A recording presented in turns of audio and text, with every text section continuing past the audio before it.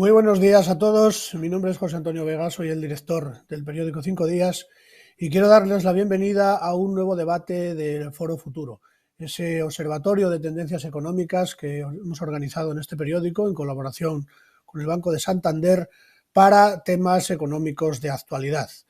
En este caso queremos darle una vuelta a la reforma fiscal, a los cambios fiscales que consideramos que necesita la economía española. Una economía que tiene una situación fiscal francamente delicada, con un déficit fiscal recurrente y abultado, además en los últimos años por las sucesivas crisis, y con unos niveles de deuda pública cada vez más complicados de financiar y que necesariamente condicionan las decisiones de política económica.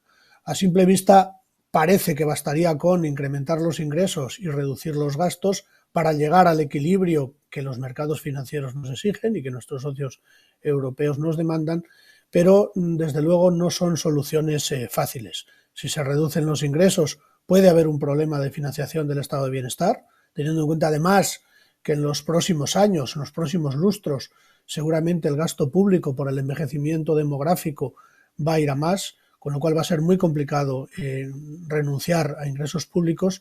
Y seguramente también es complicado hacer recortes de gasto por esa misma necesidad de financiar el estado de bienestar. Por lo tanto, no hay, consideramos, decisiones simplistas, y cualquiera que se tome, sea de incremento de ingresos, sea de reducción de gastos, debe ser medida con mucho cuidado para no afectar ni a las cuentas ni a las necesidades de la sociedad y no afectar a la actividad económica. Para hablar de este tema, el Gobierno ha convocado recientemente, hace ya casi un año, un grupo de expertos para elaborar una especie de libro blanco sobre cómo debe ser la reforma fiscal en España. Al parecer, ese documento ahora está metido en un cajón, entre otras cosas porque la situación no es la mejor para afrontar cambios en esta materia y habrá que esperar a ver si escampa, si termina la guerra de Ucrania, si se pasa la oleada inflacionista, para ver si esa reforma se puede acometer o no. Nosotros hemos convocado a nuestros expertos habituales para hablar de este tema y hemos convocado también al especialista que coordinó ese grupo de expertos que ha elaborado esa especie de libro blanco de la reforma fiscal, que es el señor Jesús Ruiz Huerta, catedrático emérito de Economía Aplicada de la Universidad Rey Juan Carlos y que, insisto, ha presidido ese comité. Señor Ruiz Huerta, buenos días, bienvenido. Buenos días. Y además del señor Ruiz Huerta nos acompañan, como siempre en estos debates, Alicia García Herrero, que es economista jefe para Asia-Pacífico de Natixis y profesora e investigadora del think tank Bruegel.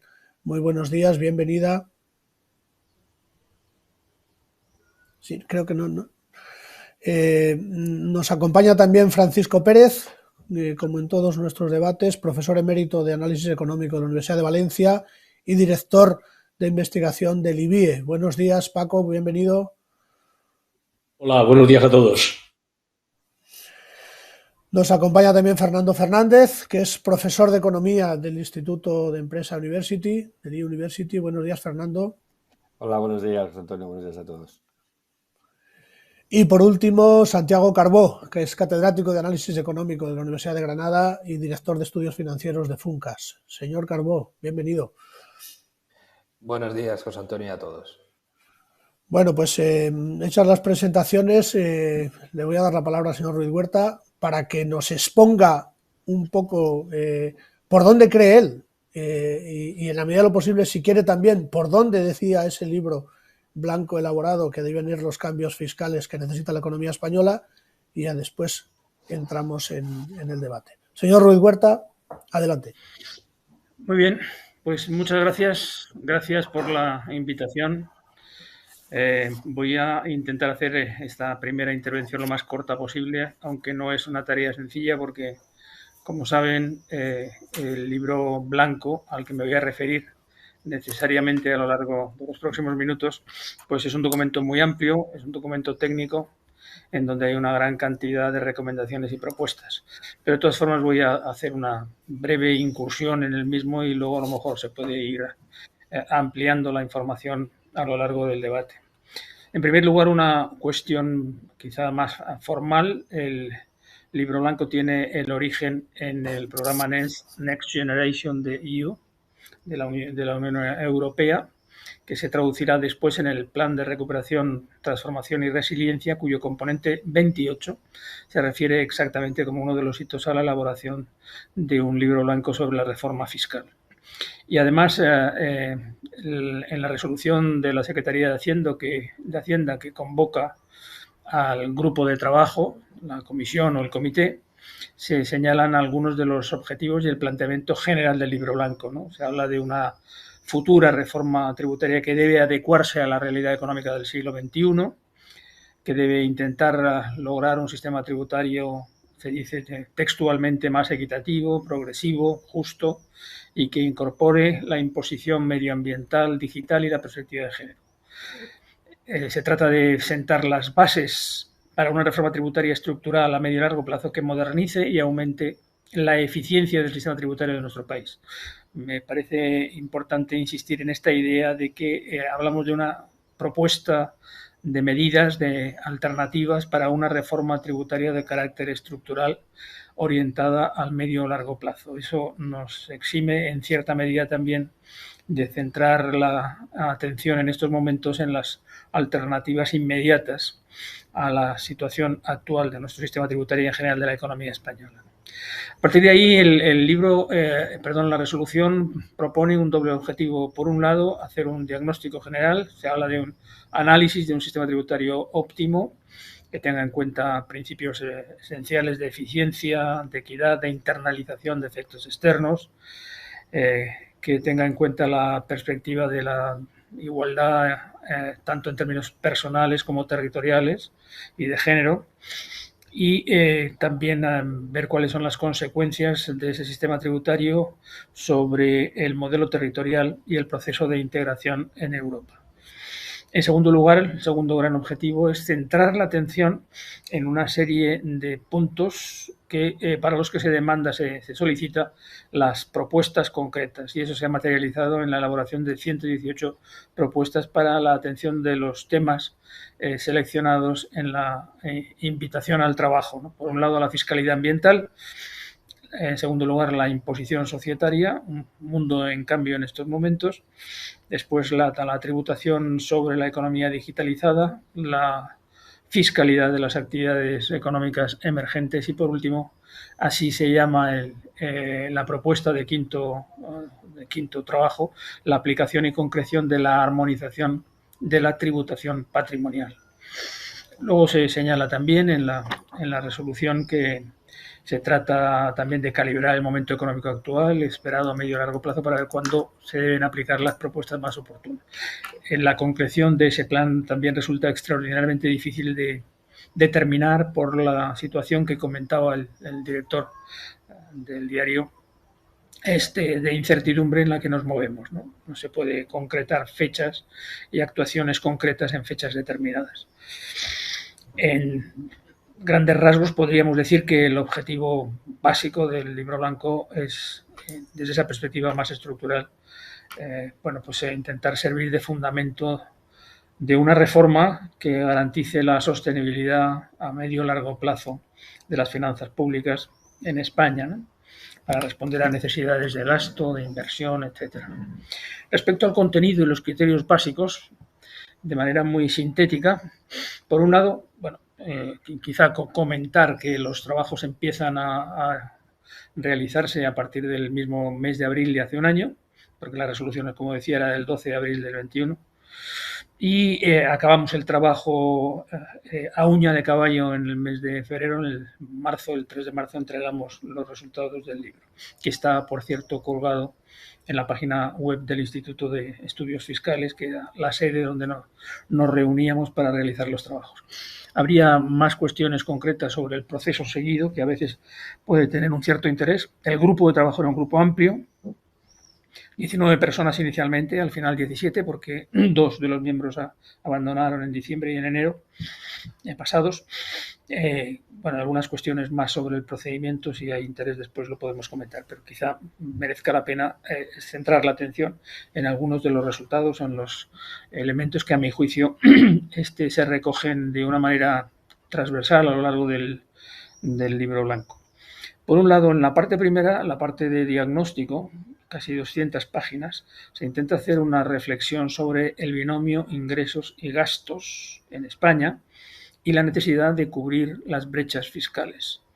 Se trata de intentar adaptar, como dice la resolución antes mencionada, los tributos con capacidad recaudatoria, especialmente el IVA y el IRPF, asegurar mejor el cumplimiento fiscal, apostar por la coordinación e integración internacional para dar respuesta a la globalización.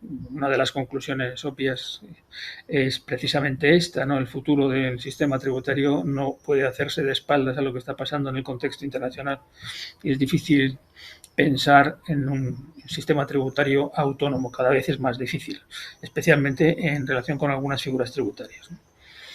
Se plantea también prever cuáles pueden ser nuevas fuentes de recaudación y cómo cumplir con los compromisos internacionales asumidos por el país a lo largo de los últimos años, ¿no? Se hace un especial énfasis en la tributación medioambiental y también de la economía digitalizada. Y se hacen también un conjunto de reflexiones y de propuestas sobre el impacto, los efectos que tiene el sistema tributario sobre la desigualdad y la concentración de la riqueza, que parece es una característica especialmente de nuestro país, como ponen de manifiesto las organizaciones internacionales. Respecto a los elementos, diríamos, transversales, ¿cuáles son los criterios básicos que se han seguido y que aparecen, a mi juicio, en los resultados del libro blanco? Por un lado, un énfasis especial en los gastos. Es decir, se trata de aclarar también cuáles son los gastos que deben financiarse y desde el principio se plantea, como hace muy bien, por cierto, el artículo 31 de la Constitución, que el gasto es el punto de referencia. Los servicios y prestaciones del Estado de carácter público se deciden en sede parlamentaria. Por lo tanto, de lo que se trata es de financiar los servicios y prestaciones acordados y aprobados a través del proceso legislativo.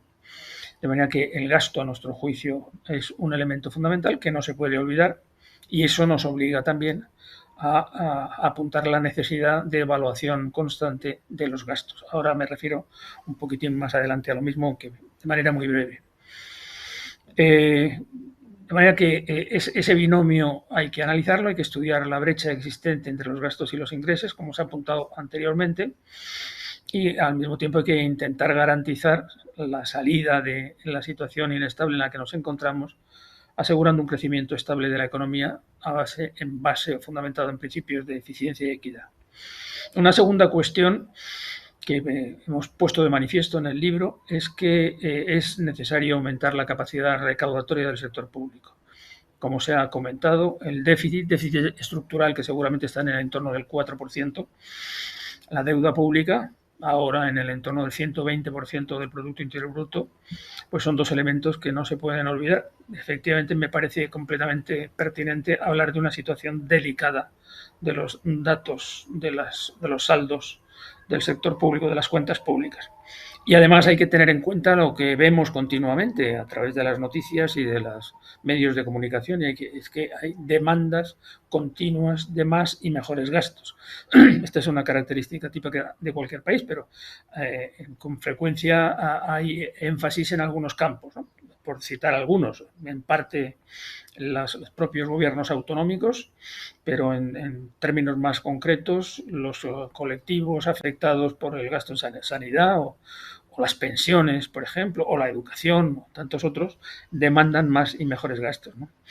Por lo tanto, es necesario tener en cuenta esos factores. Ante una situación tan delicada hay que intentar buscar mecanismos para garantizar la suficiencia y la sostenibilidad de las finanzas en el largo plazo.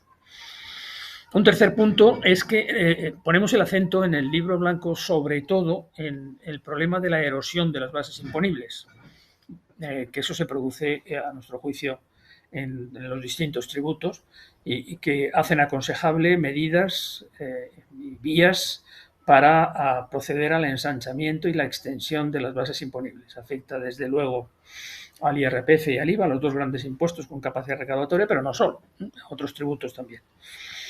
En cuarto lugar, creemos que es importante ir a un sistema tributario que sea coherente e integrado, basado, como antes comentaba, también en el artículo 31 de la Constitución, que habla de que todos deben participar en el sostenimiento de las cargas públicas, de las prestaciones y los servicios, y en el segundo párrafo habla de que la distribución del gasto debe basarse en criterios de eficiencia y economía. A nuestro juicio era necesario, y así lo intentamos hacer, revisar los impuestos tradicionales y analizar también la viabilidad en la capacidad recaudatoria de los impuestos nuevos que puedan crearse para hacer frente a la nueva realidad que estamos viviendo como consecuencia de la globalización, el cambio tecnológico y el nuevo mundo en el que vivimos.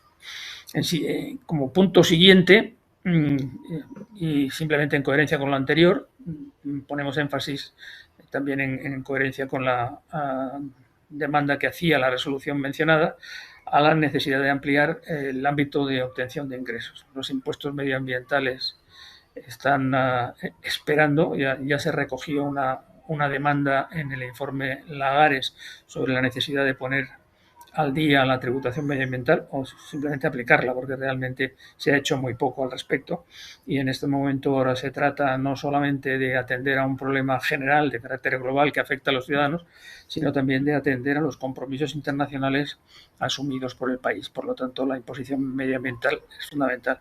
Y luego las otras formas de imposición que he comentado anteriormente, la economía digital, la necesidad de nivelación, cómo gravar las nuevas actividades sin que caigamos en un problema de desnivelación, es decir, aplicamos una presión tributaria potente sobre la actividad real y no sobre la actividad, diríamos, digital. El elemento de la desigualdad y los efectos redistributivos del sistema tributario es otro punto importante que se mantiene, se plantea en el diagnóstico, pero se plantea también en los trabajos particulares. Y ahí se alude, por ejemplo, al papel que debe jugar el IRPF como elemento central, tanto de recaudación como de redistribución, ¿no? Y se propone ir a un sistema de compensaciones, no es algo que se le haya ocurrido al comité, es algo que se viene proponiendo en distintos países. Y en Europa es cada vez más frecuente y que es necesario estudiar, al menos para el medio plazo. Ya voy terminando, 3 elementos más para terminar. Uno, primero, que se refiere a la evaluación. Antes lo he comentado, es necesario cada vez más para poder justificar la acción del sector público y la petición de nuevos recursos tributarios o una aplicación sensata de la presión fiscal. Es fundamental la evaluación permanente y exigente de los gastos, entendiendo tanto los gastos directos como los llamados gastos fiscales, aquellos que se refieren a incentivos fiscales. Se ha empezado a hacer ya, hay una preocupación en Europa. En nuestro país, la AIREF, la Autoridad Independiente de Responsabilidad Fiscal, ha comenzado desde hace un par de años a trabajar sobre los spending reviews y realmente ese es un camino que no se puede dejar. Es fundamental por razones de legitimidad y de coherencia de todo el sistema. No se pueden pedir tributos mientras no se garantice que los programas funcionan adecuadamente. Aunque esta es una tarea complicada que exige también su tiempo. Entonces el acompasamiento entre unas cuestiones y otras es importante. A nuestro juicio la evaluación debe ser exigente, como comentaba, pero también en la medida de lo posible y cada vez más para que funcione adecuadamente debe ser una evaluación independiente. El penúltimo punto se refiere, por reiterar, la necesidad de enfatizar los procesos de integración internacional y los cambios tecnológicos y demográficos a los que asistimos. Hay que pensar en un sistema fiscal global y, como decía al principio, es muy difícil pensar en un impuesto sobre sociedades autónomo en el país sin tener en cuenta todo lo que se está moviendo en el ámbito internacional, el marco inclusivo de la OCDE y el G20 o en el ámbito más expreso, más cercano de las directivas comunitarias. Y por último, para terminar, se apuesta por una estrategia gradualista y de programación de las reformas. A nuestro juicio, este es un factor muy importante para una adecuada implementación de las mismas. Sería bueno el que se vaya incluso ofreciendo información sobre lo que se piensa hacer, con todas las cautelas necesarias, pero para poner en marcha los cambios pues parece imprescindible el que haya una programación adecuada de los mismos. Y aquí dejaría mi primera intervención por no ocupar demasiado tiempo. Pues muchas gracias, señor Ruiz Huerta, por la concreción, aunque es verdad que ha hablado un poco de todo lo que, de todos los objetivos que se planteaban, ¿no?, en la elaboración de ese informe.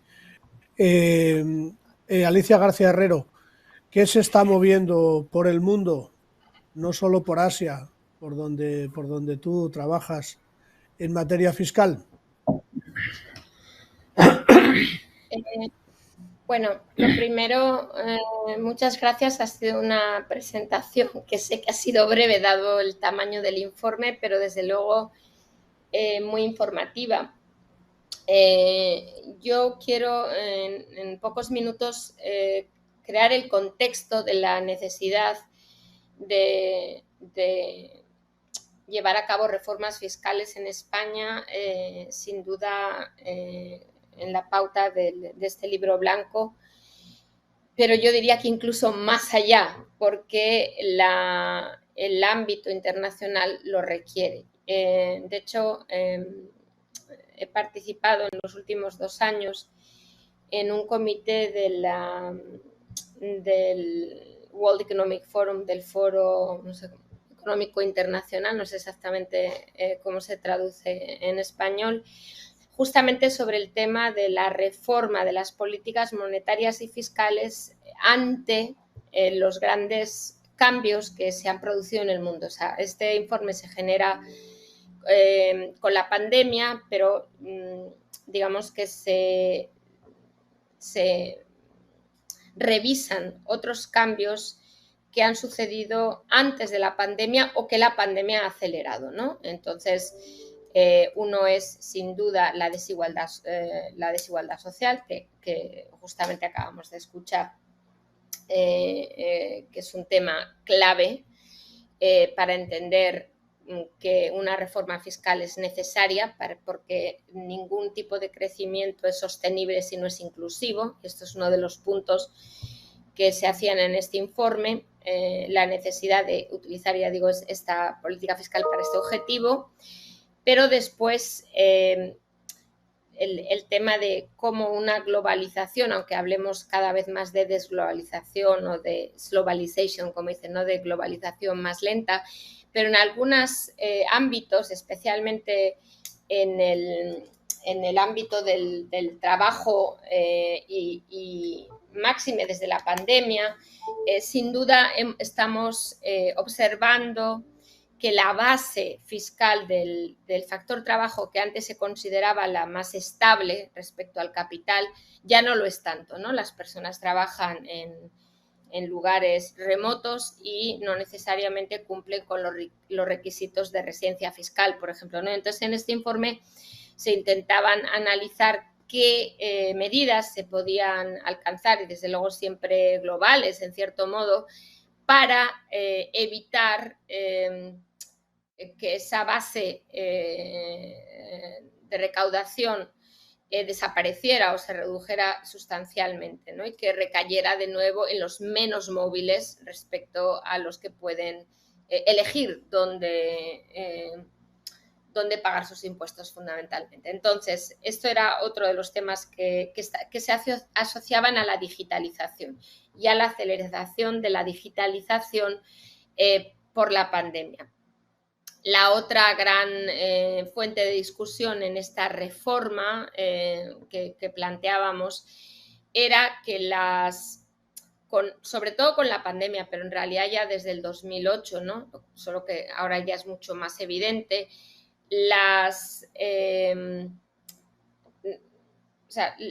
los ámbitos de política fiscal y monetaria ya no están tan claros, porque obviamente a medida que los bancos centrales han asumido, ¿no?, tareas de estabilización mucho más allá de lo que lo habrían hecho con políticas ortodoxas, ¿no? Desde luego hemos visto todo tipo de políticas heterodoxas durante la pandemia, digamos que han llegado en cierto modo, a tomar parte del papel que habrían tenido las políticas fiscales. Entonces, en este informe intentamos aclarar de una manera estructural quién ha de hacer qué. Entonces, ya digo que yo creo que es difícil hablar de la política fiscal aisladamente.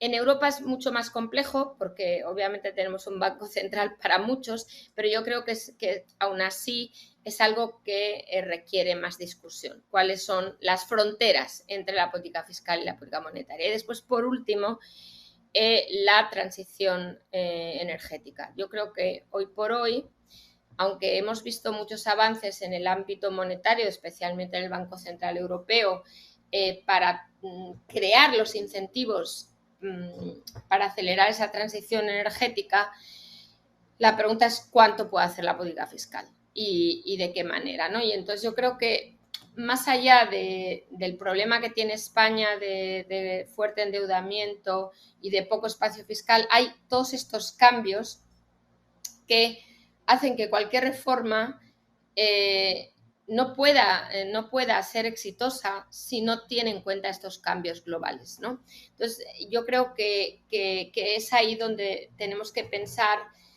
cómo, digamos, las tendencias a afrontar estos cambios, desde la pérdida de base fiscal por la digitalización o tener que cubrir parte de los incentivos a la transición por la política fiscal o, en fin, todos los que he mencionado, ¿no? Cómo se comporta la política monetaria, en fin, etcétera, si esto no tendría más sentido que no sea un país el que lo decide, sino que haya algún tipo de buenas prácticas. Obviamente el informe del World Economic Forum es solo una de las muchísimas iniciativas, pero yo creo que de la misma manera que antes, pues no sé, yo he visto ahora, por ejemplo, en el G7, que también hemos participado, justamente el mismo tema, cómo diseñar políticas económicas tras una pandemia. Pero claro, cuando entras en el detalle, veo poca coherencia. Entre el G7 hablo, no hablemos del G20, ¿no? Pero yo creo que va a llegar un momento que esa falta de coherencia va a hacer que cualquier reforma fiscal tenga, sobre todo para un país relativamente grande, impacto sobre otros y, digamos, no permita que otras reformas sean exitosas, ¿no? O sea, al final yo creo que encontrar caminos comunes a estos retos sería mucho más efectivo. Y por eso pienso que cualquier reforma que quiera llevar a cabo España requiere, yo creo que al menos a nivel de la Unión Europea, si no ya el G20, algún tipo de acuerdo. Tenemos un acuerdo evidente en el G20, que esto ya se ha producido, que es un mínimo en el impuesto de sociedades, ¿no? Pero claro, ahora hay que ver exactamente cuán efectivo es esta normativa. Nosotros en Bruegel, por ejemplo, hemos estado calculando cuántos ingresos se pueden recuperar por la imposición de estos impuestos mínimos, pues no sé, en paraísos fiscales, o aunque no los llamemos como tal, pero por ejemplo Irlanda, ¿cuánto podría volver, ¿no? a cada país de origen? Y bueno, es bastante complejo. ¿Y qué se puede hacer con este dinero, ¿no? Y entonces una de las ideas era quizás poner en común, o sea, de la misma manera que estamos haciendo esto, reorganizar las reglas de residencia fiscal, y de tal manera que no sean solo el número de días, sino que, aunque es verdad que en España la ley habla de actividad económica, de intereses familiares, pero digamos que sea mucho más concreto y más homogéneo entre países, ¿no? O sea, lo mismo para la residencia fiscal de empresas, no solo individual. Entonces, bueno, en resumen, yo creo que una reforma sin este contexto de cambio es difícil de ejecutar, porque puede que consigamos una cosa, pero después, entre comillas, se la lleve el viento, porque las tendencias de reforma en el resto del mundo son muy diferentes. Entonces me parece que sin eso los esfuerzos pues, pueden resultar, por desgracia, si no vanos, poco efectivos. Y eso es todo por mi parte. Gracias, Alicia. Sí, la verdad es que nos has arrojado luz un poco sobre lo que, en parte, como tú dices, ya se está haciendo, ¿no? Al final la discusión es qué hago con los ingresos, qué hago con los gastos, para conseguir que el sistema fiscal sea eficiente y que además no dañe el crecimiento y ese crecimiento sea inclusivo, ¿no? Paco Pérez, ¿cuál es tu propuesta de reforma fiscal? Que sé que de siempre has tenido una preparada. Lo primero que quiero decir, que quiero hacer es expresar, dar las gracias a Jesús Ruiz Huerta por la presentación y expresarle mi solidaridad con los miembros del comité, ¿no? Como con el resto de miembros del comité que en este país han sido, ¿no? Porque tengo la impresión de que después de estar trabajando muy a fondo en los temas, pues ahora lo que observo es que ellos están haciendo un esfuerzo por comunicarlo a la sociedad, pero percibo una reacción menos estimulante por parte del gobierno en cuanto a transmitir la importancia de ese diagnóstico tan complejo en el que ha insistido ahora desde la perspectiva también interesante Alicia. ¿Por qué? Pues porque realmente la política de ingresos y gastos públicos es el núcleo de lo que son los estados de bienestar contemporáneos, que a su vez es la base del pacto social que permite que sistemas económicos basados en la capacidad de generar renta y riqueza enorme de los mercados tengan una capacidad de reequilibrarse posteriormente, porque a la vez de que producir prosperidad tienen que ser inclusivos, como recordaba ahora Alicia, ¿no? Entonces, desde esa perspectiva, la dificultad objetiva y también la derivada de la enorme complejidad de llegar a acuerdos políticos desde hace años en muchos países, en particular en el nuestro, hace que reformas que muchos percibimos como necesarias nunca acaben de abordarse. Y es verdad que, mientras tanto, hay dos dimensiones problemáticas del sistema fiscal que tenemos, ¿no? Que afectan a dos aspectos muy importantes del mismo. El primero es que un sistema fiscal tiene que ser sostenible, financiera y económicamente. Quiero decir, financiera en el sentido de que no tenga, como tenemos, déficits estructurales muy importantes, económica también, porque tiene que ser compatible con no estrangular el crecimiento que necesitamos para alimentarlo con recursos, ¿no? Pero lo segundo es que tenga una capacidad efectiva de nivelar, ¿no? De corregir desigualdades. En este sentido, yo creo que hay que subrayar dos ideas. La primera es que no hay que negarle al sistema fiscal que tenemos capacidad de nivelar. La tiene e importante. Es decir, las medidas de desigualdad que utilizamos, sean diferencias entre los que están arriba y abajo de la distribución, sean índices sintéticos como Gini, nos dicen que cuando miramos la distribución de la renta que existe, la que sale de los mercados o la que sale de los mercados después de añadir unas rentas que son muy importantes, pero que son rentas diferidas, que son las pensiones, y la que resulta después de pagar impuestos, recibir una parte de la población transferencias monetarias y recibir la mayor parte de la población transferencias en especie, servicios públicos gratuitos como la educación o la sanidad, las diferencias de la desigualdad de partida y la desigualdad de llegada son muy importantes. Pero eso no quiere decir que los resultados sean satisfactorios, porque hay anomalías que justifican la desafección, el descontento de una parte de la población que se siente tratada de forma diferente. Entonces, bueno, yo creo que el documento que nos has resumido con mucho esfuerzo, Jesús Ruiz Huerta, hace en su primera parte un diagnóstico en el que reconoce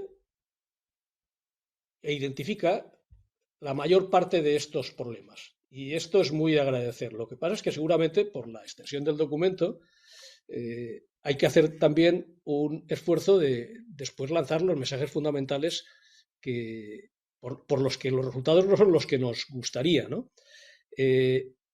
Y yo quisiera subrayar un par de ideas, ¿no? Respecto de la capacidad niveladora.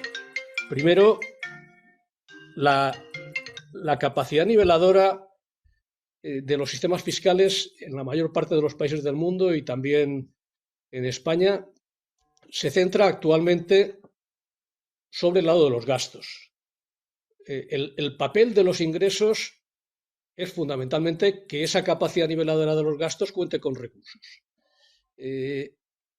Hacía Jesús Ruiz Huerta un comentario sobre el énfasis en los gastos que yo quisiera apostillar, ¿no? Porque ese énfasis en los gastos yo creo que no puede ser entendido como que, bueno, se pueden adoptar criterios, decisiones políticas de lo que se quiere financiar y después acompañarlos de una cierta ingenuidad recaudatoria del tipo, bueno, pues si esto es lo que queremos tener, habrá que pagarlo y punto, ¿no? Como si con eso fuéramos a tener los recursos.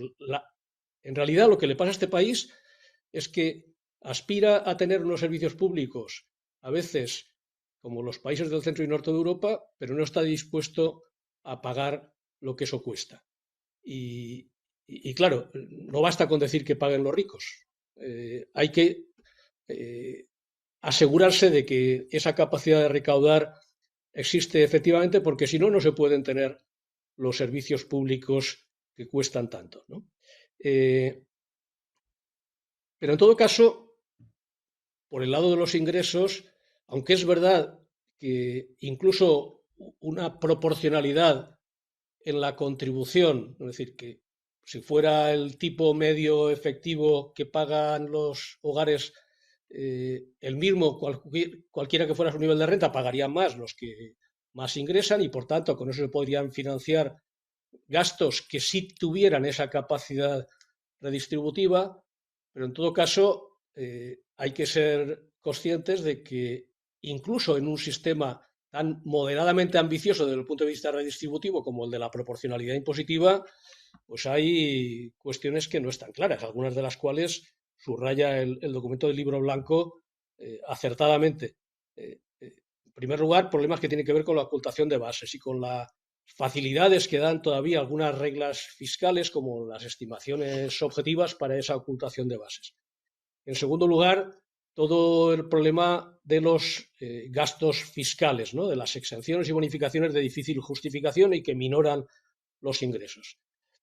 Y, en tercer lugar, que por la distribución de fuentes de ingresos que tiene nuestro sistema fiscal, dentro del cual hay que considerar, obviamente, las cotizaciones sociales, pues ayer mismo aparecía un informe del Observatorio de FEDEA sobre estas cuestiones que sorprende al lector diciendo que el tipo efectivo de los ingresos de los hogares que calificamos de pobres, porque tienen una renta que está por debajo del 60% de la renta mediana, pues es de un 38%, mientras que el de los hogares que están por encima es del 35%, ¿no? Bueno, estos son problemas importantes, ¿no? Y para ir concluyendo en esta primera intervención, también hay problemas importantes en los efectos redistributivos por el lado de los gastos, ¿no? Subrayaré dos. El primero es un sesgo generacional en las políticas de gasto preocupante, en el que las ventajas de las generaciones de los más mayores, entre los que me incluyo, pues son claras frente a las de los más jóvenes. Esto hasta cierto punto podría ser considerado normal si tenemos en cuenta el peso enorme en el gasto público de las pensiones, pero es que también hay otros problemas graves de otros grupos generacionales que no reciben una atención proporcionalmente de la misma intensidad, ¿no? Por ejemplo, es que hay unas cifras alarmantes de jóvenes que están parados y que salieron del sistema educativo en unas condiciones que no les facilitan la inserción y, sin embargo, cuando uno mira si están haciéndose lo suficiente como para que su situación no se mantenga precaria durante tanto tiempo que al final sea difícilmente recuperable, pues la respuesta es que no se está haciendo, ¿no? Eso por un lado. Y después que hay un sesgo territorial en cuanto a la distribución de los gastos inexplicable e inexplicado. En realidad, en este país no hay un estado de bienestar, hay varios, según donde uno viva. Y de momento, pues lo dejo aquí. Gracias, Paco. Muy interesantes también tus reflexiones sobre las que volveremos después. Fernando Fernández, adelante. Hola, gracias. Bueno, yo primero quería empezar uniéndome a las palabras de Paco, de agradecerle a Jesús y a todos los miembros de la comisión el esfuerzo de trabajar en el silencio y ofrecer un documento para que sea luego denostado, criticado, debatido y sobre todo, y lo peor, ignorado, porque creo que esto desgraciadamente, y lo digo con alguna experiencia, como bien sabéis, suele pasar con los libros blancos, ¿no? Y por eso creo que Paco tiene mucha razón en señalar que yo creo que estaría bien que dejásemos de hacer tanto libro blanco y empezásemos a aplicar algún libro blanco, ¿no?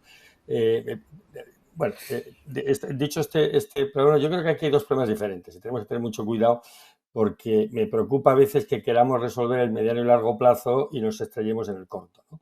Hay un problema de mediano y largo plazo que el informe trata bien y que Alicia ha subrayado bien, que es lo que tiene que ver con las nuevas tendencias de fiscalidad relacionadas con financiar la post-pandemia y la post-digitalización o el mundo digitalizado y móvil, y de eso quería hacer los comentarios al final, pero España tiene un problema previo. España tiene un problema estructural de fondo que es un déficit déficit estructural del 4%, de una incapacidad crónica para ajustar ingresos y gastos, que Paco ha hecho también algunas alusiones al final cuando decía que queremos vivir y tener servicios de suecos y noruegos y impuestos chilenos, ¿no?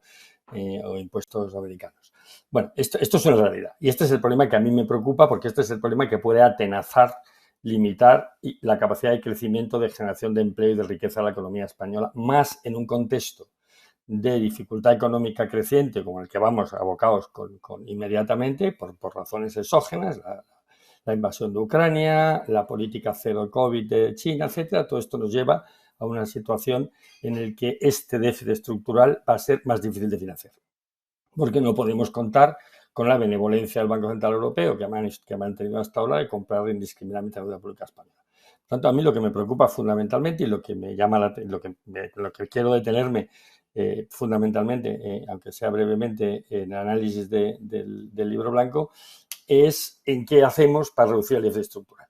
Y aquí es donde tengo, Jesús, una crítica de fondo con el planteamiento del libro blanco y que se refuerza con tus palabras enfatizando las demandas crecientes de gasto, ¿no? Claro, porque esto del gasto, el gasto público ilimitado, financiado por otros, indefinido. Cualquier economista sabe que la demanda a precio cero es infinita. Por lo tanto, si lo que generamos es una presión social que dice usted pida que ya lo pagan los ricos, que nunca hay, y da igual, porque si no lo pagan los ricos se genera déficit y ya lo pagan las generaciones futuras, pues esto es muy progresista, pero solo genera una traslación de gasto, de deuda a las generaciones futuras, y a mí siempre me ha sorprendido que se defienda como criterio positivo esta transferencia intergeneracional de gasto, ¿no? Y esto me preocupa y por lo tanto lo que quiero es detenerme brevemente en cómo ajustamos este gasto a los ingresos actuales sin confiar en que la economía, porque otra tendencia es esta idea de que los gastos acaban siempre generando sus propios impuestos. Y usted no se preocupe porque, y Paco ha hecho también alguna referencia, de una manera ingenua ya generaremos impuestos suficientes para financiarlo. Bueno, el problema que esto tiene es doble. Por un lado, que no hay que el crecimiento económico futuro y la sostenibilidad de las bases tributarias de futuro no son independientes de la presión fiscal y, por lo tanto, si nos empeñamos en subir la presión fiscal 5 puntos para reducir el déficit fiscal, el déficit estructural, a lo mejor lo que acabamos teniendo es que no tenemos crecimiento y tenemos una brecha más grande, una brecha de gasto más grande y, por lo tanto, me preocupa esta idea de que podemos, y esta idea que se manifiesta en el debate público y de alguna manera en el informe diciendo subamos la presión fiscal a la media europea. Bueno, yo siempre he dicho aquí, y los participantes habituales en este foro lo conocen, que a lo mejor España crece más de la media europea porque tiene una presión fiscal un poquito más baja, la media fiscal, que la media europea. Por eso teníamos antes, que ahora con la pandemia es la vez que tenemos un gasto público por encima del 50% del PIB, ¿no? Y claro, si pensamos tener impuestos del 50% del PIB, pues estaríamos subiendo casi 10 puntos la presión fiscal media estructural de la economía española,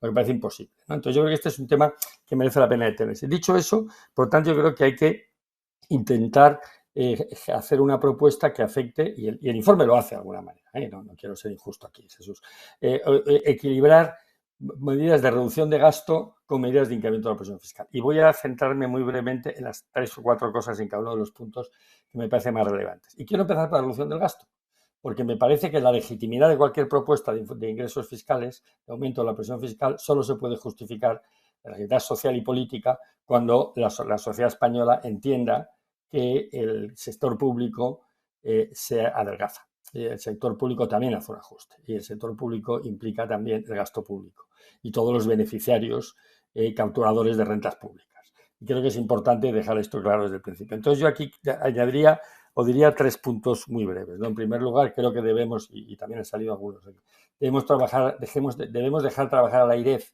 en esta evaluación rigurosa, sistemática de las políticas públicas, de la calidad del gasto público, pero debemos dejarla trabajar con el compromiso de que sus recomendaciones se van a aplicar, de que cuando la AIREF nos diga que hay determinados programas de gasto que son irrelevantes o que vienen o redundantes por ociosos o por ineficaces, pues hay que tener el coraje político de suprimirlos, ¿no? Yo creo que esta sería la primera idea. Deberíamos de empezar a pensar en términos de presupuesto de base cero y justificar no solo los programas de gastos nuevos, que es la línea actual, sino los programas de gastos recurrentes que llevan 10 o 20 años sin ningún éxito justificando. Primer punto, por lo tanto, debemos ser extremadamente rigurosos en la evaluación de la calidad y la eficiencia del gasto público y tomar las decisiones políticas correspondientes.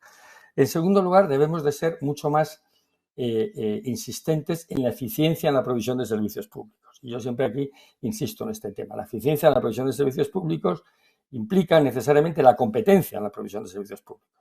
Debemos de olvidar este viejo esquema trasnochado de que el servicio público implica necesariamente monopolio por parte del sector público en la provisión de ese servicio.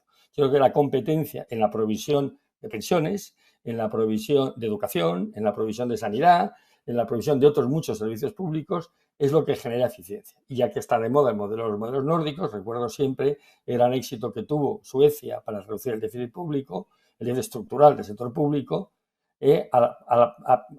sobre la base de introducir competencia privada en la gestión de servicios públicos tradicionales. Básicamente esquemas por el cual el proveedor de un servicio recibía una subvención, un pago del sector público por unidad de servicio prestado, independientemente de que el proveedor fuese público, el sector público, una ONG, una cooperativa de padres o una sociedad anónima con fines de lucro, ¿no? Y yo creo que este esfuerzo de eficiencia en la provisión de servicios públicos lo he hecho en falta cuando nos planteamos ese reducir el déficit público. Y por último, esto es un tema que Paco y Santiago saben que suelo citar periódicamente, pero que me parece muy importante, debemos de recuperar la racionalidad en la descentralización administrativa. Es decir, debemos de plantearnos que el Estado, las autonomías y la distribución competencial no es un mantra sagrado intocable, sino que algunas de las competencias lo único que generan son una competencia, una carrera de gasto adicional y hacen incompatible el sistema. Yo creo que deberíamos de repensar el sistema de las autonomías desde el punto de vista de la eficiencia y no solo de los presuntos o existentes derechos históricos de razones culturales, políticas o ambientales. Yo creo que tenemos que tener muy claro que el Estado de las autonomías en algunos puntos genera ineficiencias y genera una elevación del gasto público recurrente que es insostenible. Bueno, dicho eso, no quiero evitar, y voy a mencionar brevemente, por el lado impositivo, las cosas que sí que hay que hacer y que de alguna manera enlazan bien, y yo creo que esto es un hecho positivo, que hay un acuerdo bastante amplio técnico cuando nos ponemos a analizar el sistema fiscal español, digo que las propuestas de este informe en algunos puntos se enlazan muy bien con las propuestas del anterior informe Lagares, ¿no? En el que todos sabéis que participé. Y digo que en esta parte de aumentos impositivos, pues hay cosas que me gustan, ¿no? Por ejemplo, y creo que es importante, tenemos y que coincidimos en el diagnóstico. España tiene un sistema impositivo básicamente de tipos altos y exenciones generalizadas, por decirlo claramente. Y se ha hablado aquí de algunos, ¿no? Ocultación de bases por la vía de la estimación objetiva, gastos fiscales no justificados, etcétera. Yo creo que deberíamos, por lo tanto, hacer un esfuerzo claro en las dos líneas de disminuir los gastos fiscales, las exenciones, bonificaciones, subvenciones, deducciones, etcétera, y reducir tipos. Por cierto, sería importante que lo hiciésemos ya y no dijésemos que lo vamos a hacer dentro de 10 años. Y lo digo ya porque está en el debate público con gran insistencia esta historia de seguir haciendo ojeros al IVA. Y os recuerdo que hay un estudio del Banco de España que dice que en España no recaudamos menos en el IVA, en términos de presión fiscal del IVA sobre la renta, que los alemanes porque haya mayor ocultación, sino porque tenemos el 50% del consumo sujeto a tipos mínimos o subsidiados, no al tipo normal, ¿no? Al reducido o al superreducido. A diferencia de Alemania, donde tiene el 90% del consumo sujeto al tipo normal, o Dinamarca, donde tiene el 99,9% del consumo sujeto al tipo normal. Quiero decir que tenemos un gran espacio para evitar exenciones, deducciones y, en el fondo, clientelismo electoral y clientelismo fiscal con un tratamiento homogéneo del IVA y reduciendo esta idea de los gastos fiscales. En segundo lugar, yo creo que el sistema fiscal español descansa demasiado sobre la imposición directa y poco sobre la indirecta, sobre el gasto. Grabamos en exceso la renta generada y poco la renta gastada, y eso hace que generemos poca renta y poco crecimiento, y esto se agrava si consideramos, como debe ser, las cuotas de la seguridad social como un impuesto sobre el empleo. Por cierto, esta idea de gravar la renta generada y no la renta gastada se agrava en el sentido de que genera un déficit creciente en la medida en que las tendencias internacionales a las que hacía referencia Alicia y que al informe dedica una parte importante, como es la digitalización, la deslocalización del empleo, y yo añadiría una tercera, la desasalarialización, la conversión cada vez más de trabajadores de pasar del régimen laboral al régimen mercantil, de convertirse en autónomos, eso erosiona las bases sobre las que se puede establecer la imposición directa, y por lo tanto yo creo que es una necesidad derivada de las nuevas tendencias económicas y de este nuevo mundo al que vamos a recurrir, y que ya es una tendencia hoy, que deberíamos de acelerar este paso a gravar la renta gastada y no la renta generada. Y por lo tanto deberíamos de pensar más en términos de reducir la imposición directa y la que genera empleo y crecimiento, y aumentar la imposición indirecta. Y ya sé que esto va a dar lugar a un debate posterior. El tercer punto de aumento de ingresos fiscales, y no voy a detenerme porque eso lo ha dicho bien Jesús y está claro, es la imposición ambiental. En España hay un déficit de imposición ambiental respecto a la media europea, que evidentemente cobra más importancia con la transición energética acelerada, pero que hay que hacer de manera cuidadosa, rigurosa, y me gusta mucho una idea que ha dicho Jesús, sobre todo con una idea programada e informada. Es decir, la gente tiene derecho a saber que cuando subamos el impuesto al diésel, lo vamos a hacer de una manera programada en los próximos 3-5 años, de forma que cuando tome una decisión de comprarse un coche, sepa ya qué vamos a hacer y cómo le va a afectar esos cambios fiscales en los próximos 3 o 5 años. Y, por tanto, tome una decisión informada, y no un aquí te pillo, aquí te mato, y luego mala suerte si me he equivocado y nos planteamos cómo te compensamos. No, mire usted, no, digamos lo que vamos a hacer. Y recuerdo también, traigo aquí otra vez a la coalición La IREF, que critica la ausencia de un programa de consolidación fiscal a medio plazo público y de acuerdo político amplio que permita garantizar, por lo tanto, su supervivencia, y que me parece muy importante en este escenario de introducción de impuestos ambientales, ¿no?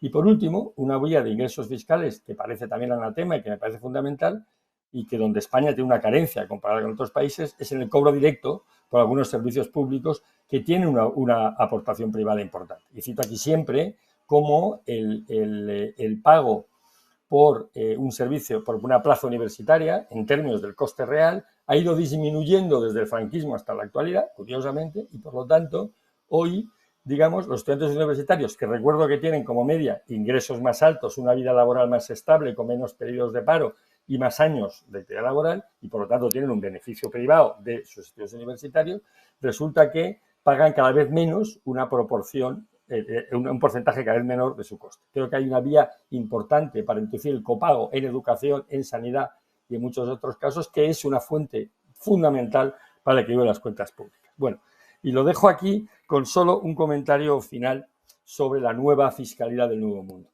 No, yo creo que en este punto, que insisto, tenemos que tener en cuenta, pero no debemos de perder la perspectiva de que no resolver el problema actual no nos deje llevar a medio plazo.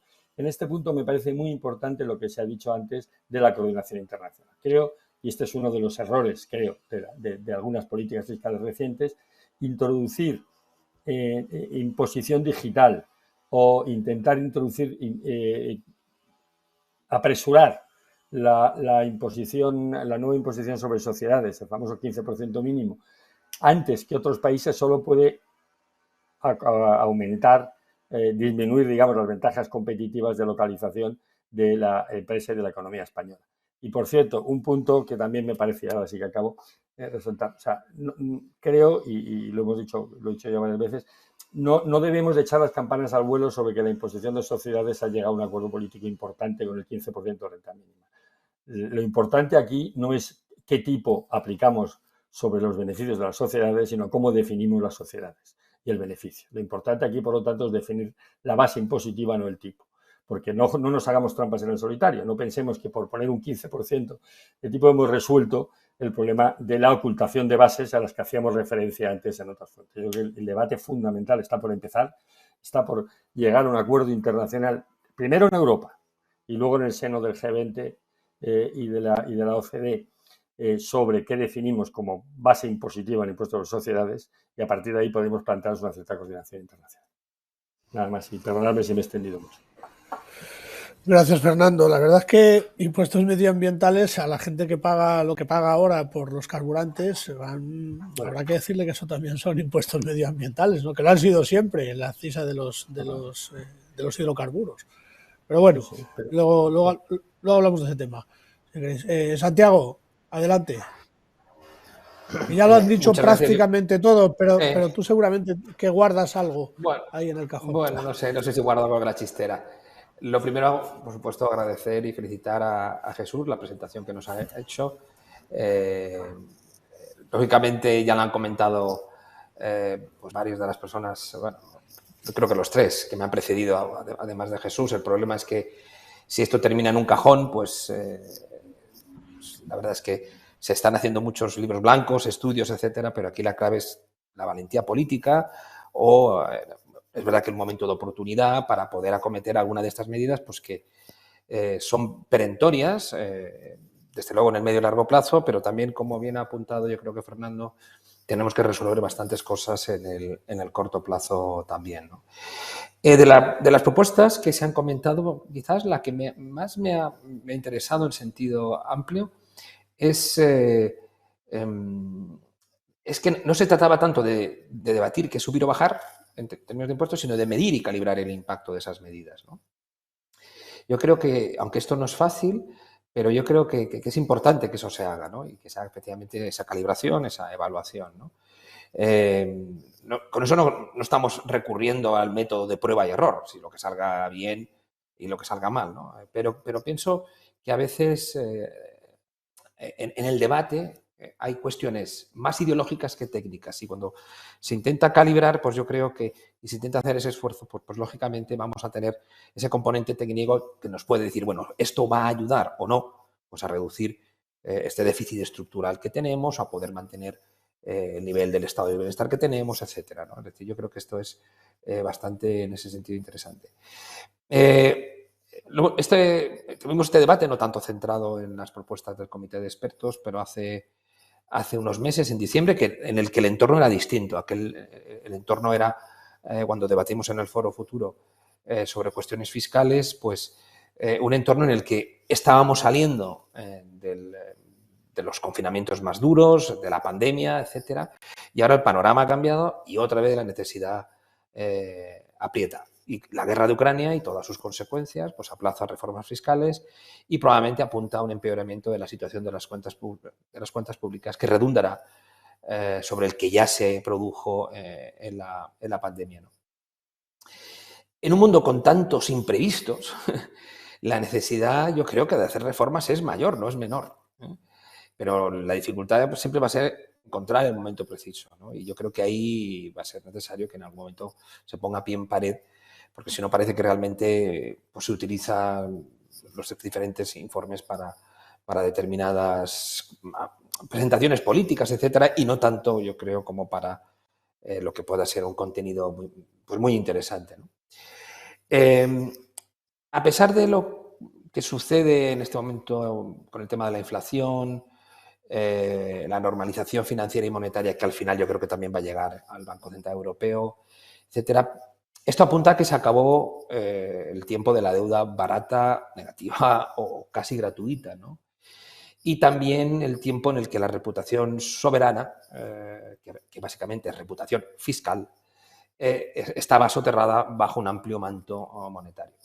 Yo no soy totalmente pesimista con que el Banco Central Europeo al final no derive en algo, en algún mecanismo. De hecho, hace unos días salió, bueno, da tiempo a hablar, una nota breve del Banco Internacional de Pagos que apuntaba mecanismos, es decir, de los bancos centrales, es decir, que yo creo que el Banco Central Europeo lo va a agarrar para poder seguir financiando. Pero ese no es el debate hoy, ¿no? Pero lo que sí que está claro es que vamos a sentir mayor la presión de tener que depender de nuestros propios recursos, es decir, porque realmente llevamos ya más de 10 años en el que, las palabras de Draghi, o en torno a 10 años, pues lógicamente es decir, no sentíamos la presión para esta reforma fiscal. No sé si el Banco Central Europeo sigue manteniendo el sistema de compras, bien porque emplea los mecanismos novedosos que se apuntan, etcétera, pero lo que está claro es que sí que poco a poco, con una bolsa de deuda mayor, pues lógicamente vamos a tener que hacer frente, ¿no? Yo estoy muy de acuerdo con cosas que se han dicho. Yo creo que se deberían hacer determinadas medidas, desde luego, señeras. Por ejemplo, eliminar las deducciones.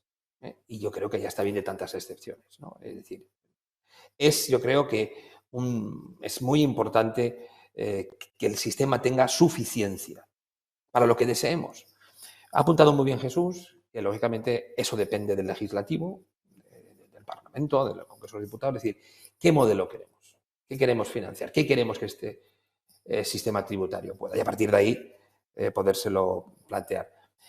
Pero en este contexto, yo también creo que es bueno que no todo sea o no todo caiga en el sector público.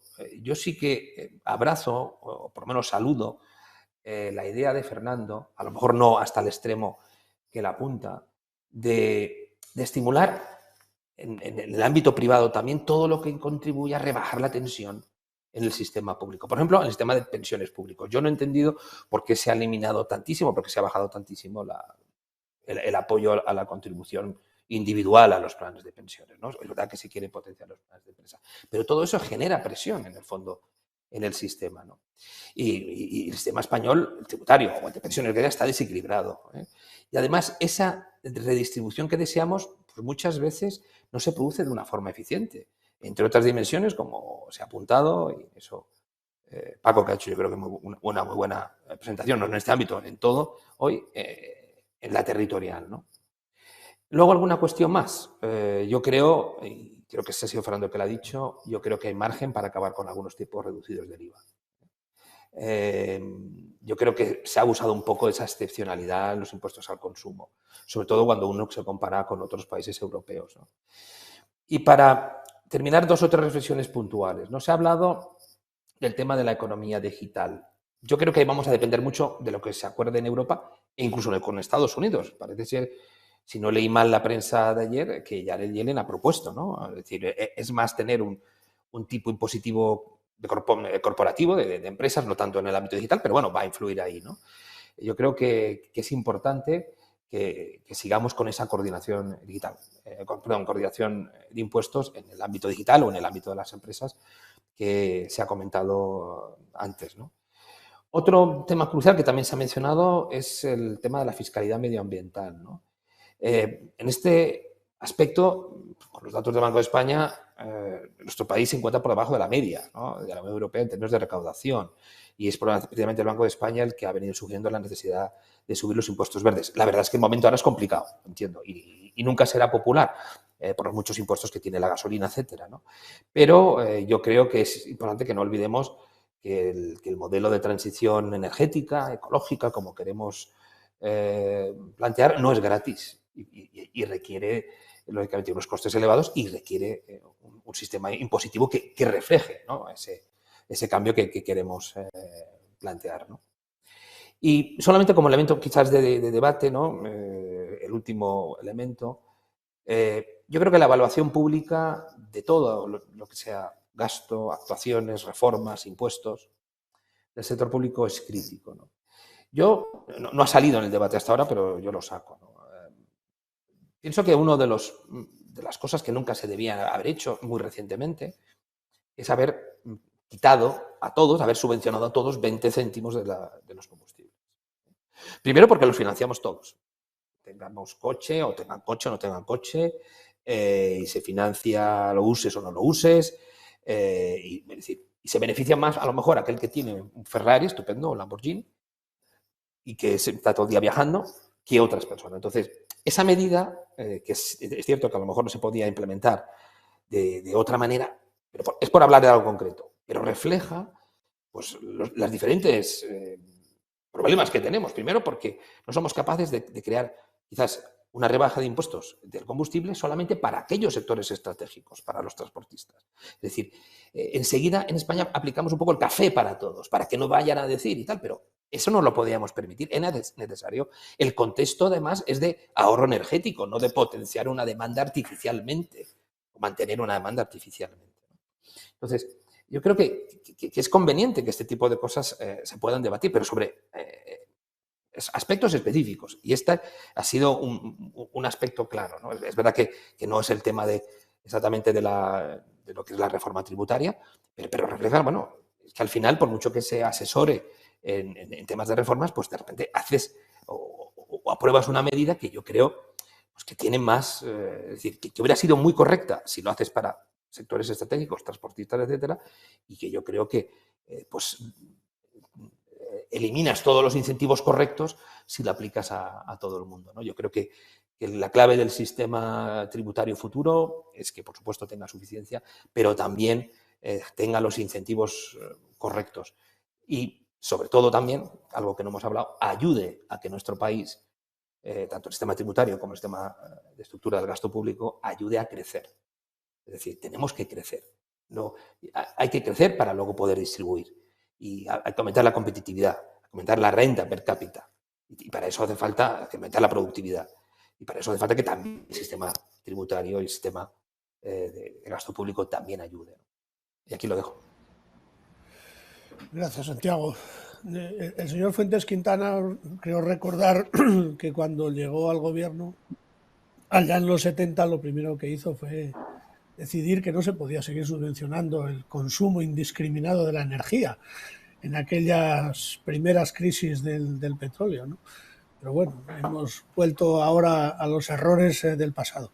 Yo, después de oíros a todos y entrando ya en cuestiones prácticas, oye, tengo la solución para acabar con ese déficit estructural del 4%. Ponemos todos los productos y servicios que sometemos a IVA al 21%, eliminamos los tipos reducidos, superreducidos, y eliminamos los casi 40.000 millones de euros de gastos fiscales o beneficios fiscales, cada cual lo llama como quiera, y ya tenemos ahí 6 puntos entre más ingresos y menos gastos y hemos resuelto el problema. Otra cuestión es qué hemos hecho con esa operación con el crecimiento de la economía. Pero en fin, eso es solo un detalle.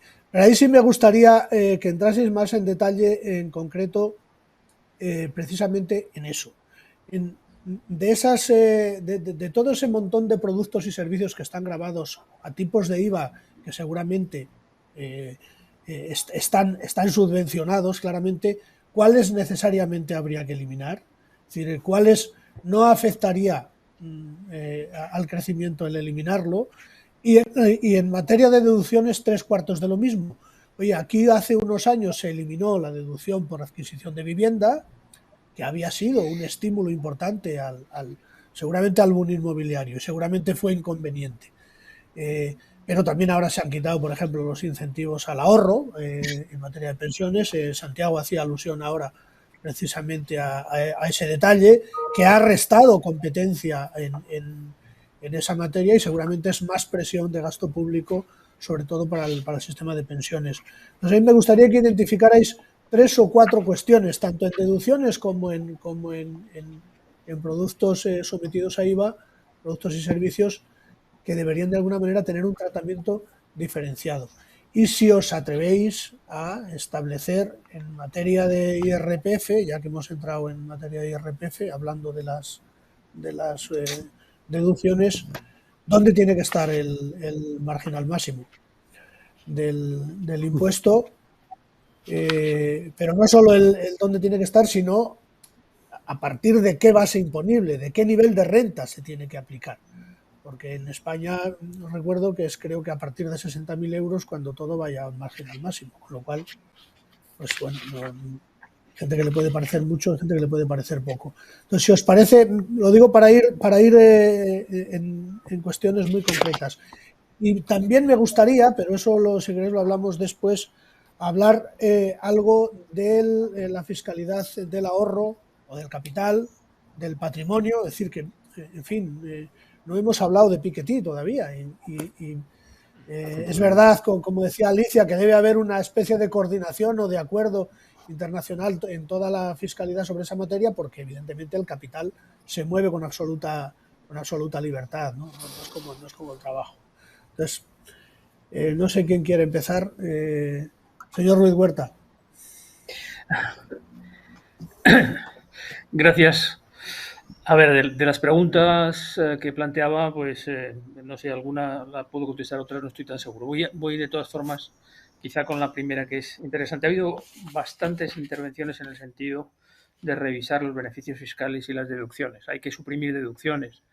Yo, desde luego, soy muy partidario. O sea, casi en términos teóricos o filosóficos, todo lo que sea disminuir el ámbito de los gastos fiscales está bien justificado, porque primero, porque es una vía de escape de tributación que genera problemas de eficiencia y problemas de equidad, seguramente.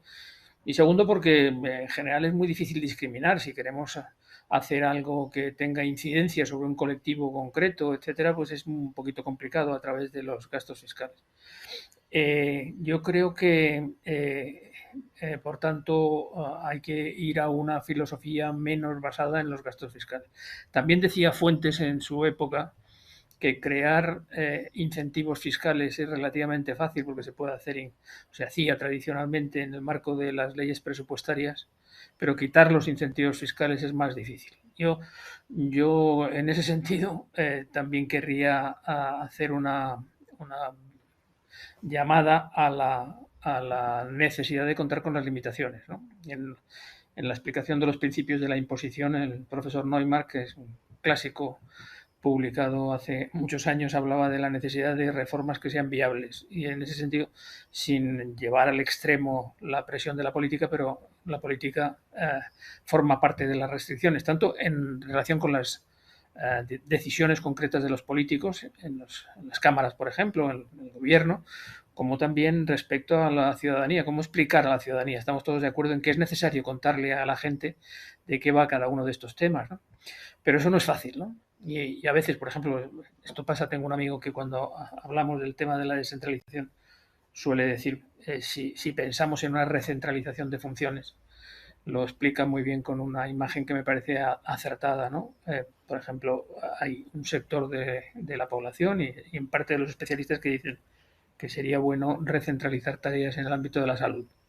Y entonces él dice, mira, el genio salido de la lámpara, es muy difícil volver a meterlo en la misma. Yo creo que es un poco verdad, ¿no? Y respecto a parte de los beneficios fiscales, es muy importante darlos a conocer y generar un poco conciencia entre los ciudadanos de lo que están significando. Dicho esto, en relación con algunas de las preguntas que nos planteabas, respecto al IVA, yo creo que es muy claro y es uno de los puntos que planteamos en la parte de diagnóstico del libro blanco. Y efectivamente, España es el país de la Unión Europea a 27 en el que un mayor porcentaje de la base potencial tributa a tipo reducido. Hay 33 categorías de bienes sujetos a tipos reducidos, y luego los datos de recaudación o de tipos implícitos son contundentes. En el tipo implícito, es decir, cuando comparamos la recaudación del IVA con el consumo, con datos de contabilidad nacional, pues estamos en la posición 25 en la Unión Europea a 27. Si hablamos de recaudación respecto al PIB en España, estamos en la posición 23 también en la Unión Europea a 27. Y hay países en donde se da la mayor recaudación, que suele coincidir con aquellos que aplican pocos tipos reducidos. O sea que esta es una asignatura pendiente clarísima. El caso de Dinamarca, porque me parece que comentaba Fernando, es muy claro. Es un país en donde se puede hablar casi de un tipo único, que es el modelo. Ahora se habla del modelo moderno, ¿no? El IVA moderno. Es decir, un tipo único que facilita mucho la gestión, que permite obtener una recaudación alta, que nos permite, por ejemplo, recuperar en el mejor de los casos pues un volumen de recaudación tan grande como el que señalaba, me parece, José Antonio, ¿no? De 30 o 40 mil millones de euros, es sin duda el beneficio fiscal más importante. Pero claro, hay que explicarlo. Entonces resulta que los tipos reducidos es el mecanismo utilizado y consagrado en todos los países, ¿no? En casi todos, ¿no? Hay otros países que tienen también tipo único. En casi todos los países se acepta la existencia de tipos reducidos. Como primera provisión habría que decir que habría que darle una vuelta a los tipos, al número de tipos y a la calificación dentro de esos tipos de los bienes que son objeto de protección. Bueno, es muy difícil. Yo creo que hay artículos, por ejemplo, no se entiende muy bien la tributación del agua, ¿no? Si nos ponemos a jugar con el reparto de tipos reducidos en distintos artículos, ¿no? O aplicar un tipo reducido sobre fertilizantes, a lo mejor es una cuestión que se podría revisar. De manera que yo creo que hay camino y hay justificación suficiente para dar una vuelta a los tipos mínimos, a los tipos reducidos, perdón, en el ámbito del IVA, y por lo tanto promover algunos cambios al respecto. Por lo menos en el camino de ir a una simplificación y a una reducción de las deducciones y de los beneficios fiscales. Y eso vale para otros impuestos también. O sea que yo estoy muy de acuerdo en la conveniencia de limitar el ámbito de los gastos fiscales. Quizá no se puede suprimir totalmente porque hay algunos que son inevitables. Por ejemplo, si hablamos de emprendedores o de incentivos a inversión, desarrollo e innovación, puede tener sentido que el sistema tributario juegue un cierto papel al respecto, ¿no? De manera que no acabar con los gastos fiscales, pero sí reducirlos significativamente y marcar sendas de cambio. Nosotros lo que planteamos en el libro blanco, además, es que eso se podría hacer quizá buscando mecanismos de compensación. Y decía en mi primera presentación que no nos lo hemos inventado nosotros. Es decir, hay otros países que lo proponen.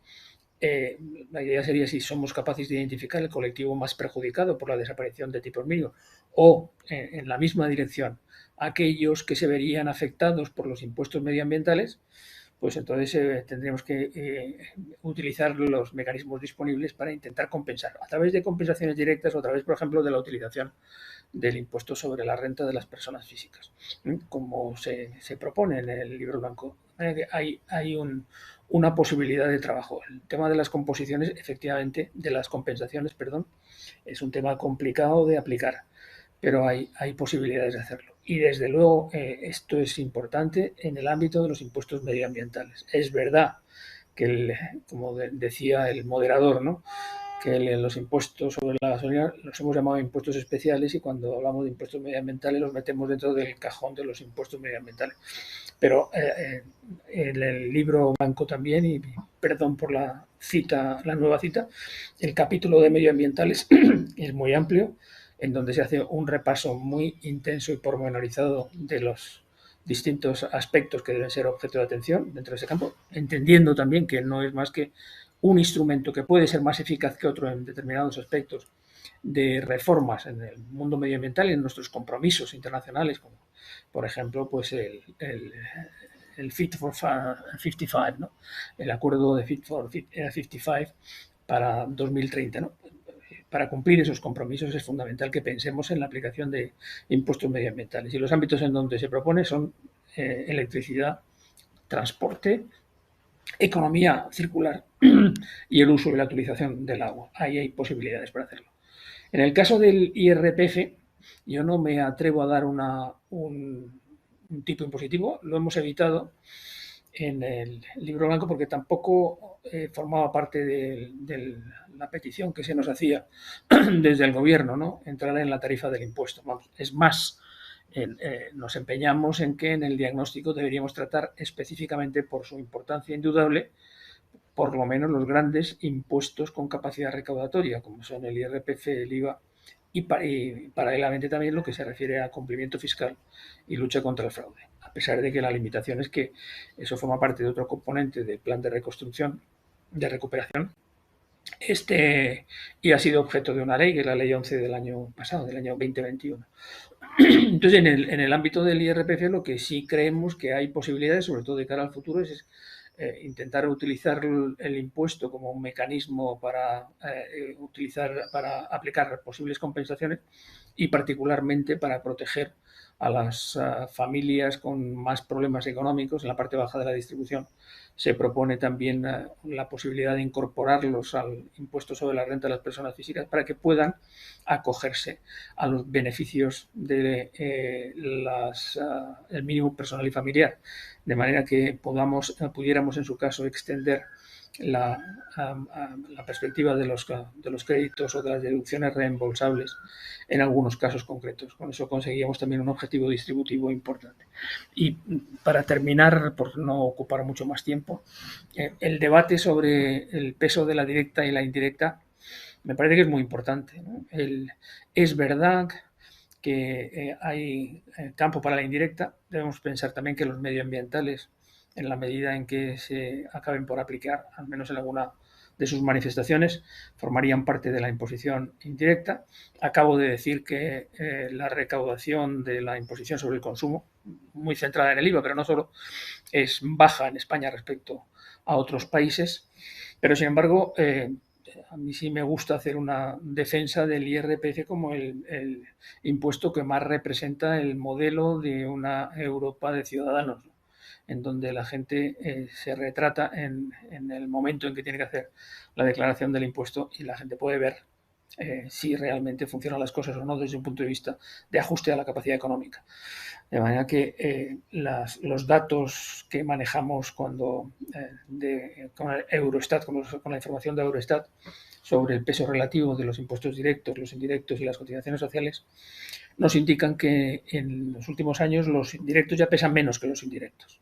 Es verdad que están las cotizaciones sociales, pero los directos pesan menos que los indirectos. Bueno, a lo mejor no está mal. Y si realmente se convierte el IVA en un impuesto fundamentalmente recaudatorio para hacer políticas de gasto razonables, pues entonces esto tampoco yo lo vería mal. No sé si quería decir algo más. Lo dejo aquí para oír otro asunto. Gracias. ¿Quién más quiere intervenir? Fernando. Pues Antonio, me dejas muy brevemente, ¿no? Porque yo creo que voy a pensar que es una broma, ¿no? Afortunadamente no hemos hablado de Piketty porque podemos hablar de cosas serias. Pero bueno, esta es una broma. Y luego voy a ir al tema del genio de la botella que ha dicho Jesús, porque me parece que es interesante este amigo suyo que habla del genio de la botella. El problema del genio de la botella es que si no lo volvemos a meter nos explota la botella y nos arruina el país. O sea que yo creo que nuestra labor como economistas y como o en el fondo intentos de crear opinión fiscal razonable es que pongamos claramente al país ante la necesidad de meter al genio en la botella, porque tenemos un problema. Bueno, bromas aparte, José Antonio, contestando a una pregunta tuya y dos comentarios muy breves. Sobre la pregunta de los tipos y bienes de IVA, etcétera, yo niego la mayor. O sea, yo creo que deberíamos de tener claro que la única manera de dotar de legitimidad al sistema fiscal español y de que sea simple, sencillo, transparente y por tanto comprensible, es que nos movamos lo más rápidamente posible hacia un sistema del IVA único, con un tipo lo más parecido al tipo único posible, pero esto exigirá probablemente también para la legitimidad que reduzcamos el tipo ordinario. Es decir, que la idea aquí no es solo cuánto más vamos a ingresar para para reducir el déficit fiscal, sino también que tendamos a recuperar la legitimidad del sistema, teniendo un sistema fiscal comprensible que evite las luchas de grupos sociales y las peleas eternas sobre mi bien, aquello que yo vendo es necesariamente un bien de primera necesidad y por lo tanto debe estar sujeto al tipo superreducido. Estamos asistiendo hoy en estos momentos al debate en España sobre la imposición sobre los productos de higiene femenina. Claro, ¿quién va a negar que son bienes de primera necesidad? Nadie que esté en su sano juicio y no quiera ser, fusilado en la Plaza Mayor, ¿no? Claro que es un bien de primera necesidad, pero es que un bien de primera necesidad es la luz, un bien de primera necesidad es Internet y por lo tanto, ¿qué vamos a hacer? ¿Poner tipos súper reducidos para todos los bienes de primera necesidad? O sea, yo creo que lo que hemos de tener claro es que tenemos que acabar con esta vía de clientelismo fiscal, que son los tipos reducidos y super reducidos, y debemos de movernos claramente hacia un tipo único. A cambio, deberíamos de ser capaces también de generar un tipo único más bajo del actual. Y este era el espíritu de la propuesta que hacíamos en el informe de Lagares y yo quiero recordar aquí. Y eso me lleva, Jesús, a un problema de fondo que tengo. Por cierto, deberíamos hacer lo mismo con el IRPF. Deberíamos de eliminar exenciones, incluidas, por cierto, a los emprendedores, que por un lado tenemos el sistema, uno de los temas más favorables a la I+D+I, sistemas fiscales más favorables de la OCDE, con un escasísimo resultado, como ha sido denunciado sistemáticamente en todos los estudios que lo han utilizado, pero es que además yo no entiendo conceptualmente por qué hay que fomentar un emprendedor a costa de un empresario de éxito, porque un emprendedor no es más que un presunto empresario que quiere tener éxito. Y entonces vamos a subsidiarle a costa de hacer la vida más difícil al que ya ha demostrado tener éxito, crear empleo, vender, generar cash flow y pagar impuestos. Entonces, sinceramente no lo entiendo. Pero bueno, es un ejemplo perfecto de este esfuerzo de simplificación de la presión del sistema tributario, que es lo que me lleva a ser muy poco partidario, Jesús, y permítame que te lo diga claramente, de los instrumentos de compensación, ¿no? Porque las compensaciones lo único que hacen es, como tenemos un sistema muy complejo, que hemos hecho miles de huecos por la parte de los ingresos, hagamos por la parte de los gastos otros huecos adicionales para cubrir parte de los huecos que hemos creado en la parte de los ingresos. Bueno, pues ¿por qué no le quitamos los huecos en todas partes? Si tenemos sistemas fiscales simples, transparentes, sencillos, con tipos bajos, pero generales y bases muy amplias, nos evitaremos gran parte de las compensaciones. Y dos apuntes mínimos en dos frases. Una sobre la fiscalidad territorial, de que no hemos hablado nada. Primer punto, es absolutamente fundamental ligar la imposición ambiental a la imposición territorial, porque en España gran parte de la imposición ambiental ha sido ya ocupada por las comunidades autónomas en su búsqueda desesperada de ingresos adicionales y por lo tanto lo que tendríamos es que dotar de racionalidad a este magma de impuestos ambientales territoriales sobre una base imponible que es el aire limpio y el medio ambiente, que desde luego es poco territorializable, poco autonomizable, poco nacionalizable y por lo tanto me parece un despropósito en sí mismo y que la única justificación de este mare magnum de impuestos autonómicos ha sido, como digo, la búsqueda desesperada de ingresos por parte de las comunidades autónomas. Entonces, tenemos que ligar, insisto, imposición ambiental a la reordenación de la imposición territorial, que es la gran asignatura pendiente en la que no voy a entrar, obviamente, y menos a estas alturas. Y un último punto, competencia fiscal. Lo que no me gusta es que mantengamos la idea de que se puede competir fiscalmente al alza, pero no a la baja. Y esto es lo que está detrás del esfuerzo injustificado, en mi opinión, desde ningún punto de vista que no sea político e ideológico, Jesús, lo siento, de armonizar las bases de la imposición de patrimonio y sucesiones al alza sobre un presunto castigo, no sé qué. Porque si vamos a hablar en serio de imposición, de armonizar la imposición en España y el sistema tributario y de que no paguen los territorios sino las personas, el primer tema fundamental que tendríamos que aclarar es el tema del cupo y el sistema de conciertos. Y no quiero entrar en el tema del régimen de conciertos, que es un hecho constitucional, pero sí el cálculo de fijación del cupo, que es uno de los grandes subsidios encubiertos del sistema fiscal español que nadie toca y que le resta legitimidad a cualquier esfuerzo de armonización territorial. Yo creo que si vamos a hacer en serio una propuesta de fondo del sistema tributario español, no podemos ignorar el problema que significa el cálculo del cupo y no deberíamos de buscar por la puerta de atrás castigar a determinadas comunidades autónomas que han utilizado una política de impuesto patrimonial cero. Gracias, Fernando. Creo que Paco había pedido la palabra. Sí. Gracias.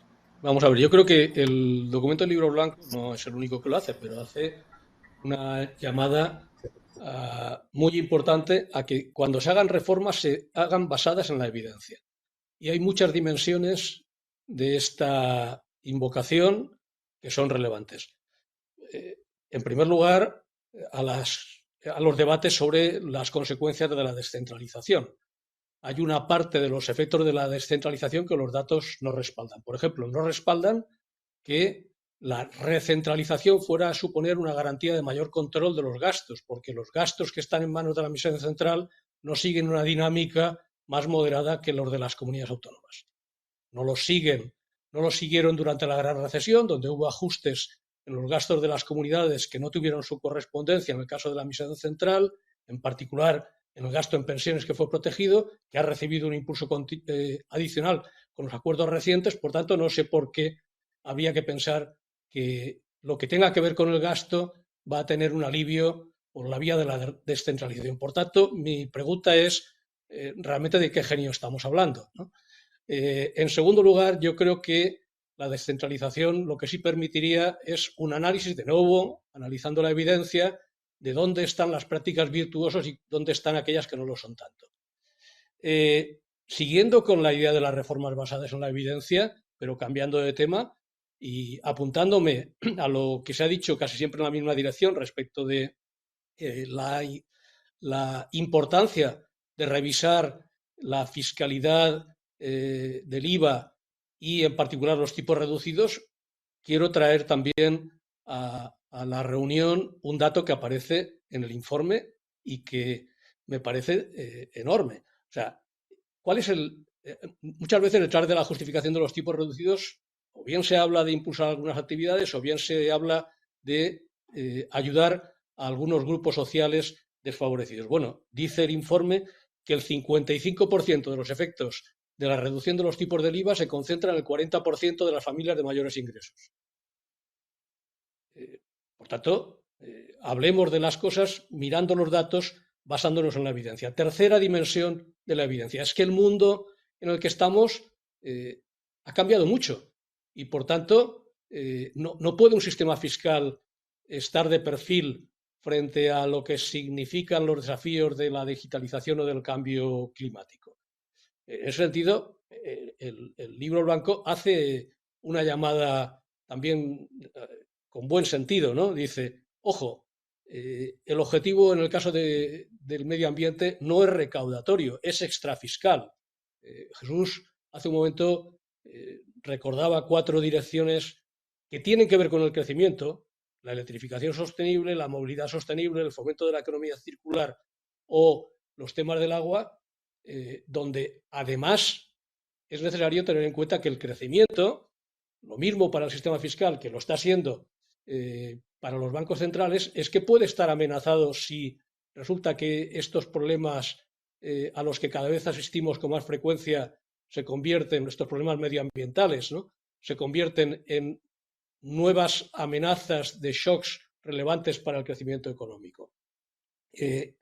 Por tanto, las reformas, yo no tendría muchas reservas de carácter general a lo que decía José Antonio al principio de su segunda intervención, cuando decía, bueno, ¿qué tal una reforma en la que se eliminan los beneficios fiscales y se elevan los tipos del IVA ahora reducidos con tanta intensidad? Me parece bien, me parece bien. Mirando con detalle después las consecuencias y teniendo en cuenta las restricciones políticas, pero no hasta tal punto que nos impidan hacer nada. Gracias, Paco. Voy a dar la palabra a Alicia, después a Santiago y por último al señor Ruiz Huerta, que aunque solo sea por alusiones y porque ha pedido la palabra, pues ya cerraríamos el debate, puesto que estábamos ya en las 10:30. Alicia, adelante.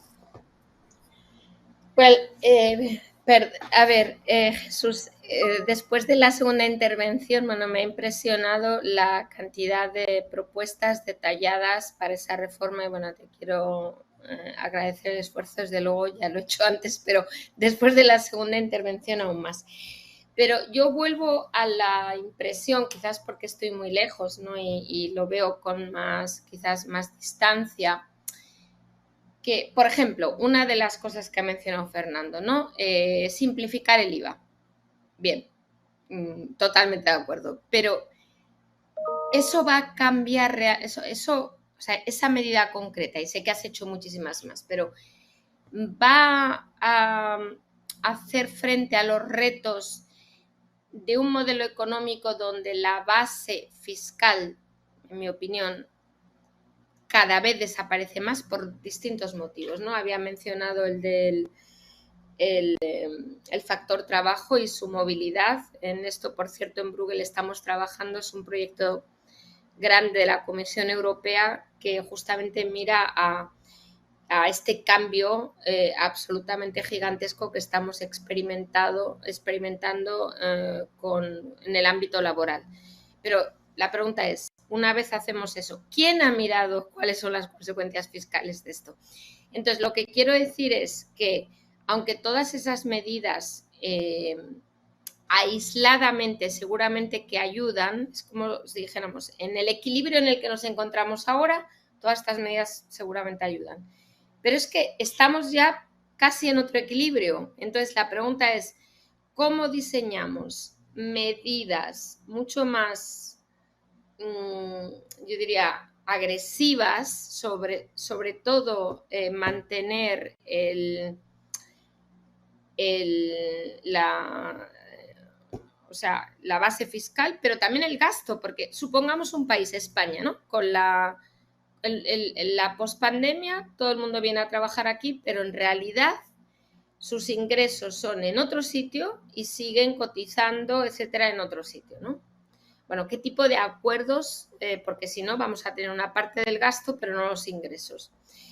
Y esto que ya en España se habla de mucho tiempo, porque obviamente tenemos turismo de largo plazo y alguna serie de acuerdos, se puede generalizar con países que no son ni siquiera de la UE, ¿no? O sea, donde probablemente la capacidad de tener acuerdos sea muy inferior y donde nuestro sentido, del que estoy muy orgullosa, por cierto, viviendo en Asia, pero aún así, de la universalidad de los servicios públicos, nos puede llevar más allá del problema fiscal que ya tenemos. O sea, no hablo ya del ciclo, que eso ya Fernando nos menciona y siempre le apoyo en eso de que algo hay que hacer, ¿no?, para reducir el déficit fiscal. Pero yo hablo ya del ámbito más estructural. O sea, ¿qué hacemos en un mundo donde, ¿no? Para mí, así diciéndolo muy claro, España es un país donde la gente va a querer vivir, pero la gente no va a trabajar. Va a trabajar en otros sitios. Por tanto, la capacidad fiscal, a no ser que sean impuestos indirectos, y ya hemos dicho que quizás no son impuestos excesivos si piensas para el trabajador o el consumidor local. O sea, ¿cómo lo hacemos? Porque no podemos encontrar una respuesta solos, porque también depende de justamente la decisión que se tome sobre la imposición de esos ingresos de trabajo en el país de origen, ¿no? Es un ejemplo de los muchísimos que podría dar. Entonces, a mí me parece que igual hay que repensar, y esto ya es a la mayor, el papel del Estado más allá de su papel de distribución, que desde luego creo que es clave. Había empezado por ahí, ¿no?, la necesidad de tener crecimiento inclusivo. Pero es que ahora yo pienso que igual el Estado tiene que ser un poco a la Mazzucati, ¿no?, un Estado emprendedor, de tal manera que genere la capacidad, o sea, que genere incentivos para crear ingresos fiscales, ¿no? O sea, hay cosas que son obvias como incentivos a la emprendedoriedad, que de hecho se han criticado en esta reunión, pero quizás yo diría más incluso involucrando al Estado de alguna manera, porque a mí me preocupa que si llegamos solo a ese modelo de Estado asistencial, realmente perdamos los ingresos y cada vez nuestros gastos sean mayores. Esta es la preocupación que tengo, y me pregunto cómo podríamos rediseñar el papel del Estado para que sea más apetecible, que la gente, no te hablo ya solo de las empresas, sino fundamentalmente personas de valor y de talento, quieran generar ingresos y contribuir fiscalmente a esos ingresos en España. Eso es algo que yo creo que necesitamos a futuro, porque si no, me parece que el modelo por muchos pequeños cambios que hagamos, y sin duda incluso esos son difíciles, estoy segura, pero me parece que no van a solucionar el problema de transformación del que estaba intentando, del que comentaba en la primera intervención, ¿no? O sea, esa transformación del mundo, ¿cómo la afrontamos? ¿Qué tipo de Estado y qué tipo de contribución fiscal o de modelo fiscal queremos para competir, en cierto modo, con el resto del mundo, ¿no? Ese sería, o sea, no pensar solo en nuestra sostenibilidad fiscal, sino en la sostenibilidad de nuestro modelo, de manera que ese problema se reduzca respecto a ese cambio estructural, ¿no? O sea, en cierto modo que resolvamos el problema gracias a otro modelo, en vez de solo resolver el problema, que ya sería mucho, lo entiendo, pero creo que no va a ser suficiente, eso es el problema. Ya está. Gracias, Alicia, muy interesante esa reflexión. Santiago. Bueno, por el interés del tiempo, porque ya nos hemos pasado, yo solo voy a centrarme en IRPF, ¿no? Yo creo que hay dos elementos, uno más de corto plazo, quizás en los próximos meses, si la inflación continúa, habrá que plantearse quizás deflactarlo, ¿no? Para que no suponga un aumento de impuestos implícito por la inflación. Yo creo que hay que esperar, como estamos esperando en todo el ámbito de la inflación, pero si esto se mantiene y, lógicamente, al final, pues los salarios suben en el ámbito por la inflación, etcétera, algo que no deseamos, pero yo creo que eso tarde o temprano a lo mejor no lo tendremos que plantear si es más persistente.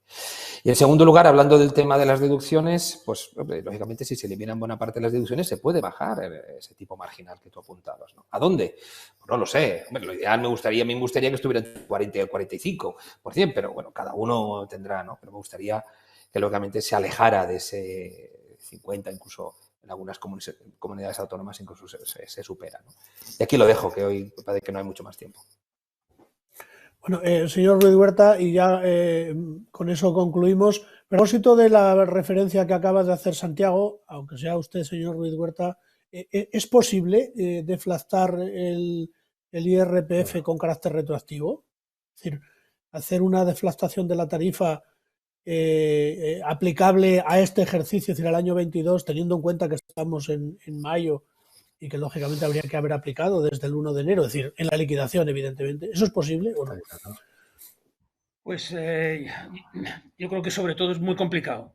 No sé si es posible o no, pero es muy complicado. Y en todo caso habría que pensar en el crecimiento de los precios tomando como referencia algún mes del año pasado. Y entonces llegaríamos a la conclusión de que el aumento de los precios no es tan alto como valor medio, ¿no? A mí me parece muy razonable lo que dice Santiago de retrasar, ver qué pasa en el futuro, ver si la inflación se mantiene o no se mantiene, y quizá un poco más adelante se pueda plantear. En estos momentos me parece muy complicado, y desde luego tomarlo desde atrás a lo mejor era un ejercicio que es muy discutible por lo que comentaba, ¿no? Porque el crecimiento de los precios medido de abril a abril es mucho más bajo que lo que hemos vivido estos meses anteriores, naturalmente, ¿no? Pero bueno, perdón y acabo porque no quiero tomar más tiempo, estamos fuera de... Yo quería en primer lugar dar las gracias al periódico y a los participantes en este debate porque han sido todas aportaciones muy interesantes y muy ricas. El objetivo oculto nuestro cuando trabajamos en el libro blanco era ofrecer un trabajo para el debate. Y, por supuesto, no estábamos convencidos de que todo lo que decimos es perfecto y es adecuado, ¿no? No hay una obra perfecta. Entonces yo creo que se enriquece mucho con algunas de las aportaciones. Es una pena que no tengamos más tiempo, pero bueno, y se trata de convencer sobre todo, y este es el papel que juegan los medios de comunicación, y en ese sentido felicito a José Antonio por esta iniciativa. Hay que convencer a los ciudadanos y hay que convencer a los políticos, ¿no? Y hay una interacción fuerte entre ciudadanos y políticos. Por eso algunas de las medidas que proponemos tenemos que ser cautelosos, ¿no? ¿Hasta dónde podemos llegar? O sea, desde luego nosotros hacemos ejercicios de simulación respecto al IVA y proponemos un tipo impositivo del IVA del 15, que es más o menos equivalente al tipo actual general y los tipos reducidos que se están aplicando. De manera que, por supuesto, eso sí es posible, ¿no? Y por otra parte, en otro terreno, habría mucho que discutir sobre el asunto de las compensaciones. A lo mejor en el futuro es más fácil hacer un planteamiento como ese, sobre todo pensando en las posibilidades de mayor conocimiento y mayor uso de medios técnicos para conocer la relación con los contribuyentes. Dos cuestiones más y termino. Una en relación con los incentivos fiscales, de acuerdo, yo soy el primero que he defendido la disminución y en la mayoría de los casos la supresión. En algunos casos a lo mejor sí está justificado, ¿no? Por contestar a Fernando, ¿no? Cuando hablamos de emprendedores en España llevamos dándole muchas vueltas a este asunto hace años, ¿no? Pero la experiencia nos dice que hay una resistencia a la emprendeduría en España porque hay mucho miedo al fracaso, más que en otros países. Eso dicen las encuestas, ¿no? Entonces, utilizar a lo mejor un incentivo fiscal temporalmente como un mecanismo de incentivo efectivo, a lo mejor sí está justificado. Y respecto al ámbito de la descentralización y la competencia, tengo que decir que sí. Aquí sí salió Piketty y demás diciendo que los impuestos patrimoniales tienen más sentido si se aplican desde una plataforma más amplia que una comunidad autónoma, sin duda, ¿no? Pero claro, lo que se nos planteaba en este caso era dar por bueno el sistema actual y permitir, como ha pasado en otros países, que como consecuencia de la capacidad normativa que tienen las comunidades en el ámbito de los impuestos patrimoniales, pues acabarán desapareciendo los impuestos patrimoniales. Entonces, esto es una cuestión que debe plantearse también el país. Bueno, hagan lo que estimen oportuno, pero que sepan que así se acaban desapareciendo los impuestos patrimoniales y jugamos en esa competencia a la baja sin ningún tipo de restricción. Y lo dejo aquí. Muchas gracias de nuevo por la participación en el debate y la invitación que me hicieron. Señor Ruiz Huerta, muchísimas gracias. Yo creo que con esa referencia que hacía a un poco la finalidad de ese libro blanco también era, además de proporcionar al gobierno una base para afrontar una reforma impositiva, para abrir el debate, enriquecerlo y yo creo que hoy lo que hemos tratado sobre todo es de divulgar y de ampliar el punto de vista de las diferentes opciones que hay para hacer esa reforma. Gracias de nuevo otra vez por su exposición inicial, por el tiempo que nos ha dedicado. Muchas gracias Alicia García Herrero, muchas gracias Paco Pérez, Santiago Carbó, Fernando Fernández. Muchísimas gracias a todos y dentro de un mes tendremos un nuevo debate aquí en el Foro Futuro. Gracias a todos. Buenos días. Buenos días. Buenos días. Gracias, Jesús. Adiós.